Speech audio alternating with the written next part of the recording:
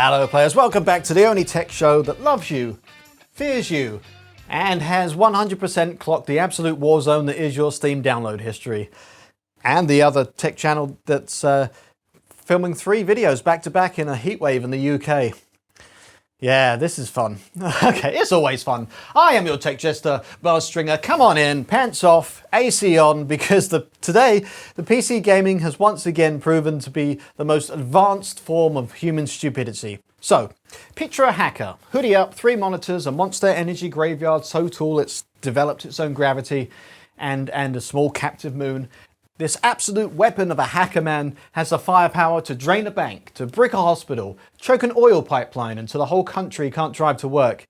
And with all that god-tier civilization-ending power humming in his veins, he leaned back, cracked his knuckles, and asked the one question that has brought empires to their knees. What if malware had big anime boobs? Kaspersky says malware has been found hidden in Steam Workshop wallpapers for Wallpaper Engine. Yes, malware and wallpapers, not cracked games or dodgy trainers or free V-Bucks generator, definitely real, not a virus. Wallpapers. Hackers are stuffing malware inside animated desktop wallpapers on Steam through that app called Wallpaper Engine. That's the one where grown adults, usually in shiny jackets, pay real actual money to make their desktop background jiggle.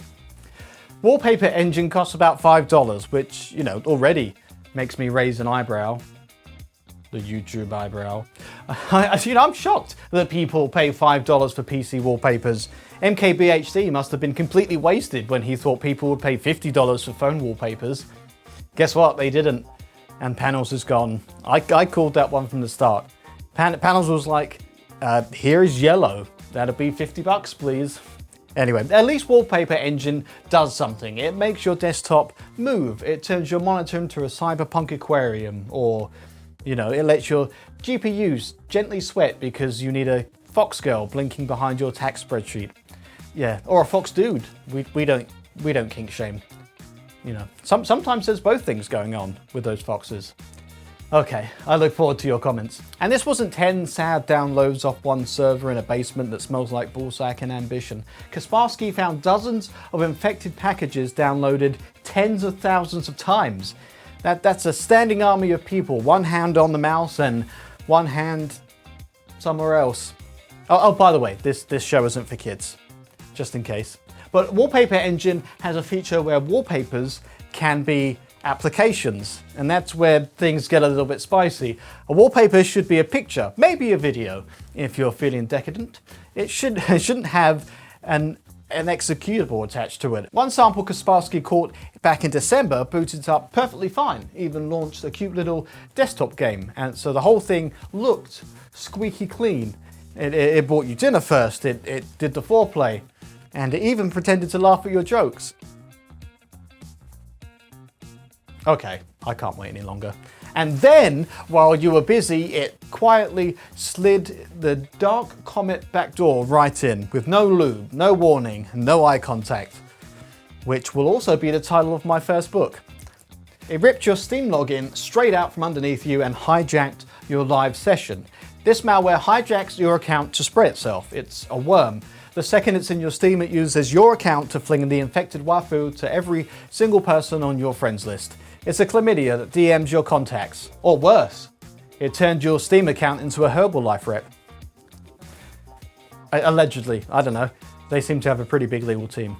Anyway, it's like, hey babe, you've been ages. Quick one. Are you into cartoon women and catastrophic ransomware? No pressure. Oh yeah, ransomware too. Some of these ship with the full tasting menu. Steal your data, padlock your files, and leave a cartoon girl winking on screen while your hard drive quietly bleeds out onto the floor.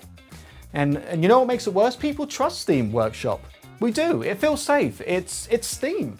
It's not some cursed Russian download site with 18 fake buttons and a banner that says hot single girls wanted near your crypto wallet. It's Steam. Daddy Gabe's house. The sacred temple. But I guess all temples still have rats. Now listen, I understand the temptation. Animated wallpapers are cool. Sometimes you want your desktop to look like a rainy neon alley in Tokyo or Amsterdam. instead of the default Windows background, which looks like corporate depression found a light leak. But there has to be a line. Sorry, Amsterdam. The Dutch people are always like, why do people only talk about our naked ladies? We have the weed too. Well, I think I've just been cancelled. We had a good run.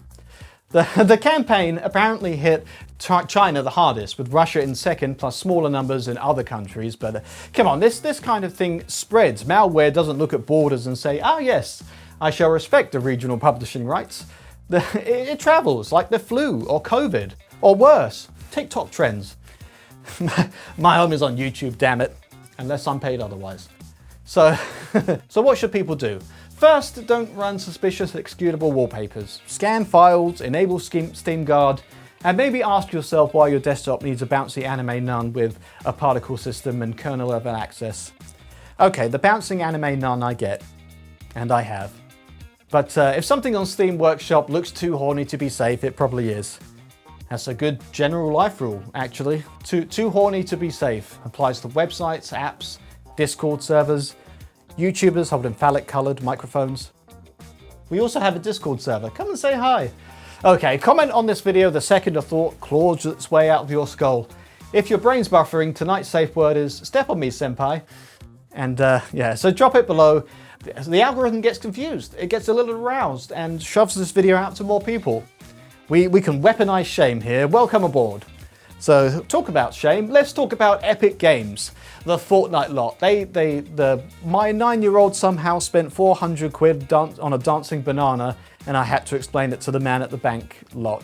After years of their launcher running like it was powered by one damp asthmatic hamster on its very last legs, Epic finally stood up at their own Unreal Fest, looked the world dead in the eye, and admitted the very thing that every single one of us had known in our bones and frankly our balls for years. Their launcher is absolute shit.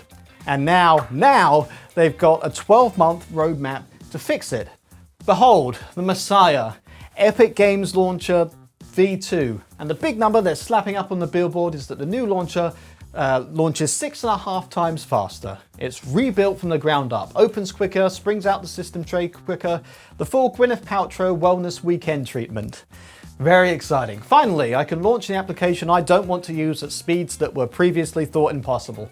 Let's pretend it flies. Let's say it absolutely rips. Nobody is sitting there going, you know what, I was ready to abandon my 900 game Steam library, my friends list, my achievements, my controller profiles, my cloud save, my forums, my guides, my reviews, my screenshots, my Screen Deck compatibility, and 20 years of muscle memory. But the Epic launcher took 3 extra seconds to open, so sadly, no, I couldn't do that. Speed was never the reason to avoid Epic. Not once, not ever. No living human has ever stood up at a funeral and said, honestly, I would have bought it at an Epic Game Store, but that loading bar moves at such a slow, tragic, soul-crushing pace that I couldn't do it. The load time was never the problem because you only ever open the cursed thing for one single reason, to claim the free game on a Tuesday and then immediately close it like it, you know, forever, like you're deleting your browser history before a hospital visit.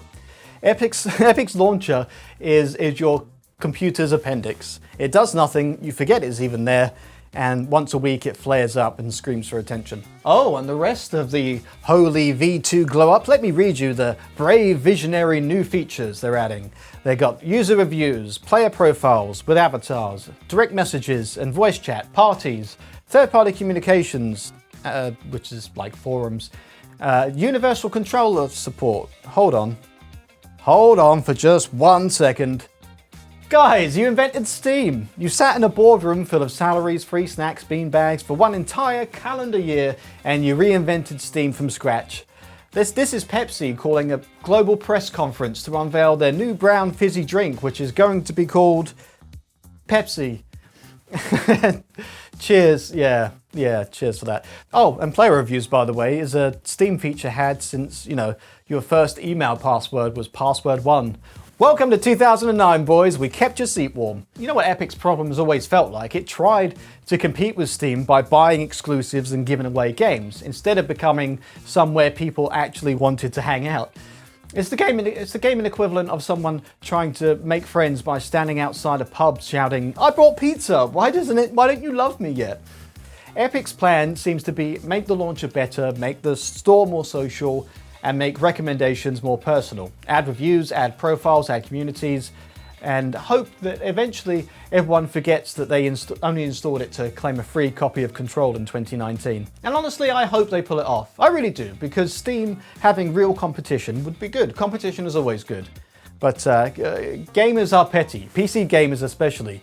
PC gamers will spend 6 hours fixing a driver issue to gain 4 extra frames per second, and then refuse to install a launcher because it once mildly annoyed them by requesting 1 extra click. You know, that grudge is not stored in RAM, that grudge is written in BIOS. So look, by this time next year, the Epic Games Store will be faster, prettier, and absolutely rammed with every single Steam feature they swore blind they didn't need. And competition is good, genuinely. It helps keep Valve honest and stops Gabe ordering a 40-odd. But yeah, they can make that launcher faster. They can make it 6.5 times faster, 60 times faster. They can make it open before your finger has even touched the mouse, and it still won't open the one thing that they actually desperately need, which is your trust. Because the loading bar was never the problem. And on that note, my only job here is to make you laugh. If that happened, even once, even by total accident, do me a solid and slap a button. The subscribe button is looking particularly gorgeous tonight, as are you. I read every single comment, even the ones praising Elon Musk for some reason. I read them twice if they turn up attached to a big watery pair of manipulative anime eyes. Okay, that's the show. Stay sexy and be excellent to each other.